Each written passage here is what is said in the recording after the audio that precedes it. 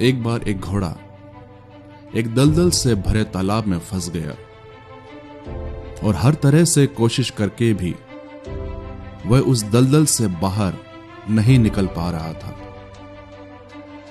उसने बाहर निकलने की सारी आशा खो दी थी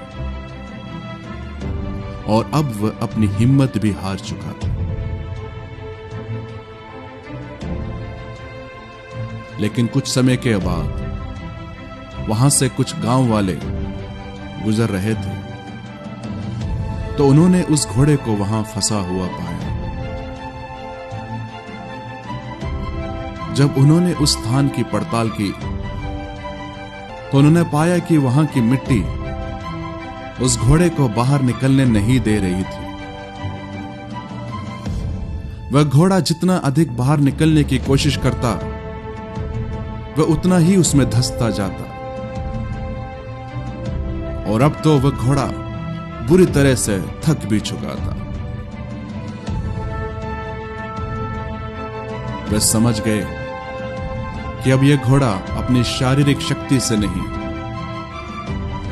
बल्कि अपनी मानसिक शक्ति से ही बाहर निकल सकता था। वे जान गए कि उस घोड़े की हारी हुई हिम्मत उसे वापस लौटाना होगा जो उसके बाहर आने का सबसे आखिरी रास्ता था।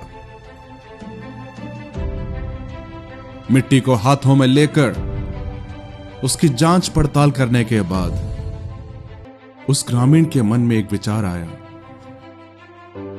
उसने अपने दोस्तों से कहा, मेरे पास एक योजना है और उम्मीद करता हूं कि यह काम करेगा। वे अपने गांव में वापस गया और वहां से घोड़ों के एक झुंड को लेकर इस घोड़े के पास पहुंचा और उस दलदल के तालाब के चारों तरफ उन घोड़ों को लेकर चक्कर लगवाने लगा।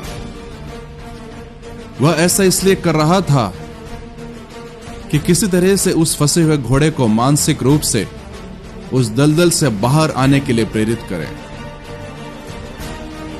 और जब उस घोड़े ने अपने साथियों को उस तालाब के चारों ओर चक्कर लगाते हुए देखा तब उसने मानसिक रूप से निर्णय लिया कि वह एक आखिरी कोशिश करके देखेगा। फिर वह अपनी बची हुई पूरी ताकत को बटोरकर उठ खड़ा हुआ। तब उसने पाया कि उसमें एक नई ऊर्जा, एक नई शक्ति आ चुकी है। उसने अपनी पूरी ताकत से बाहर निकलने के लिए अपने शरीर को एक तगड़ा झटका दिया और धीरे धीरे वह घोड़ा उस दलदल की गिरफ्त से बाहर निकल आया। यह कहानी हमें सिखाती है कि जब हम जिंदगी में सारी उम्मीदें खो देते हैं, अपनी परिस्थितियों में बुरी तरह फंस जाते हैं, बाहर निकलने की कोई आशा नहीं होती, तब भी सकारात्मक बने रहें, अपने मन की शक्ति को मजबूत बनाएं, हिम्मत ना हारें, एक ना एक दिन रास्ता जरूर निकलेगा। साथ ही साथ जब आप किसी ऐसे व्यक्ति को देखें जिसे मदद की जरूरत है, जो निराशा और नकारात्मकता के दलदल में फंसा हुआ है, तो उसकी मदद करने के लिए अपनी तरफ से पूरी कोशिश करें। आपके विचार, आपकी मदद, आपका बढ़ाया हुआ एक हाथ किसी की जान बचा सकता है, किसी में उम्मीद की नई किरण जगा सकता है।